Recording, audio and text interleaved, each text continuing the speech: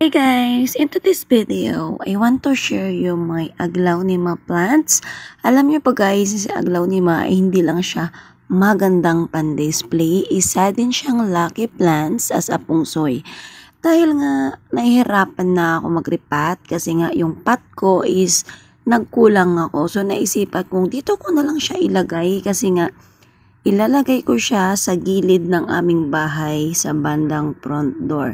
Ang ganda nitong aglaonema na to guys kasi kapag lumalago siya, sobrang ganda niya tingnan. And then kapag maarawan naman guys, alam nyo ba, yung dahon niya is nagtatago or hindi siya, nag-o-open, ganon.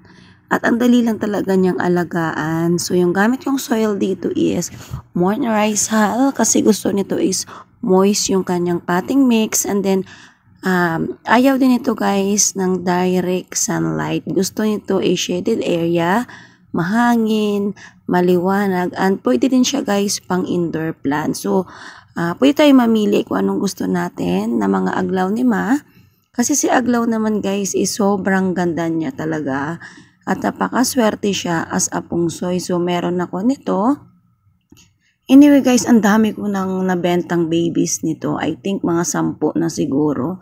So, o diba, kumita ka na, nagkaroon ka pa ng plants na pang display sa inyong bahay. So, dagdagan lang natin guys para kapag nagdilig tayo, hindi basta bababa yung kanyang soil. Ayan. At lagi natin check guys ha, kasi ayaw nitong nagdadry yung kanyang soil.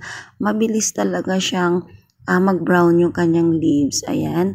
Morning sunlight lang siya at hindi siya pwedeng in-direct sunlight kasi mabilis masunog yung kanyang leaves. Tapos diligan ko lang to guys and update ko kayo after 1 week kung ano na yung nangyari sa kanya.